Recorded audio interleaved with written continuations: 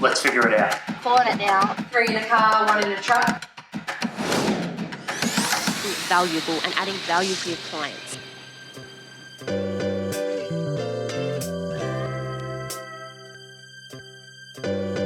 2 installs today. So one this morning, racing up, we're nearly ready to go. Then we'll come straight back and get ready for another one, which is opposite direction. And then we'll hopefully finish off with a pack up at the end of the day.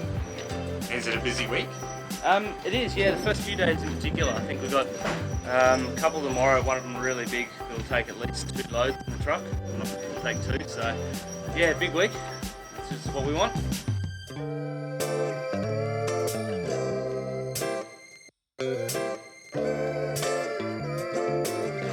$12.05 and the truck just arrived.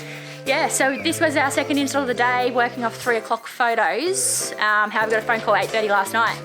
Video is actually at 1:30. So we had an install this morning that photos were early, so we couldn't push this one to early, but we've got an hour and a half to hustle.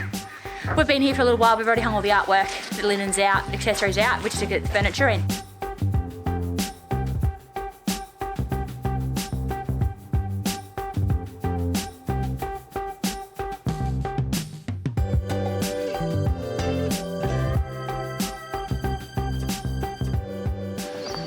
So Jake, what's going on here?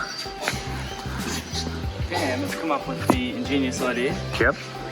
of using the bed that is on wheels, Right. all of our other beds, all the way down that long driveway. Why do we need to do that? Why can't we just get the truck up here? So we've got a power line that's draped over the driveway. At the install, we managed to find a way in by kind of coming up a different driveway and wending our way through, but today the for sale sign was put in place since then and we can't get past it, so we're having to lug it all the way.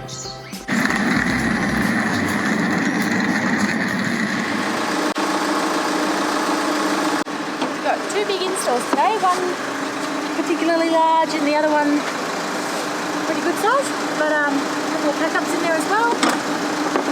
Pretty hot day. But the truck's packed, ready to go. I needed to take, it didn't all fit, I'm going to take 2 chairs in the car.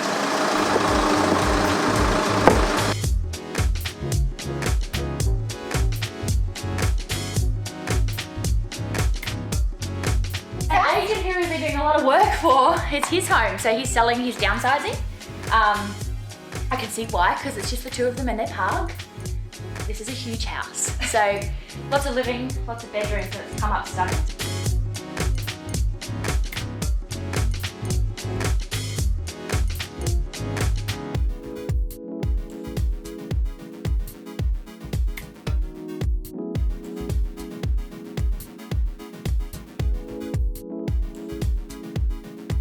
Tuesday, it's nearly 1 o'clock and the team have done 2 installs. It's really, really hot outside today. I believe they're on their way to a pack up now before coming back. I'm sitting here about to record a podcast, a marketing in real estate podcast with Candice Arlott. So by the time you're watching this, I believe the podcast will be up. If not, it'll be out later this week. Here's a little part of our conversation. If you enjoy it, go listen to the whole thing via the Foxy Property Chat Podcast. Because at the end of the day, all of this aside, all we're trying to do is have one human connect to another human through a phone. Yep. So there's still that emotion there, and there has to be a level of connection that has to be authentic. And my main thing, which is basically a lot of what I spoke about in Vegas, was it's about being authentic, not perfect. Yep. People these days are so overseeing the shiny, perfect person.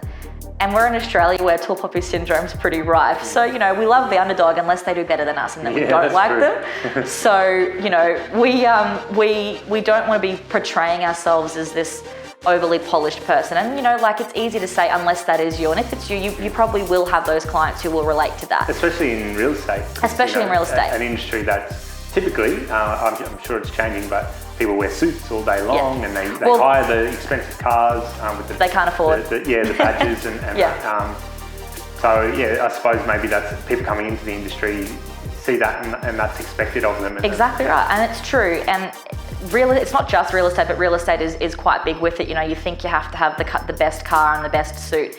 And probably at some stage it was true. But what I've found now is everyone is taking themselves quite a bit too serious, I think.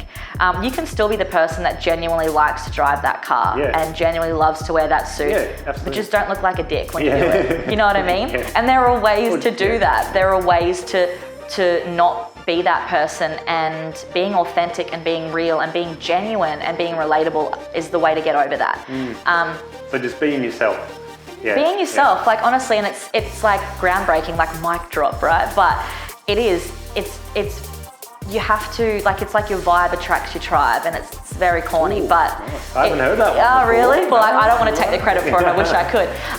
But it is, you know, your vibe will attract that tribe. So if you are like me, like I said to you when I walked in, I'm normally wearing a sort of a suit jacket, and today I was like, no, I'm gonna go pretty. I've allowed myself now. I found when I went into real estate, I really was that person that was like, okay, I've got to have this and everything's got to be perfect, and I've got to, you know, be whatever I thought they wanted. But at the end of the day, the clients, and this is just consumers in general, you can't think about what they want you to be. You have to be who you are, because then they'll get the best out of you.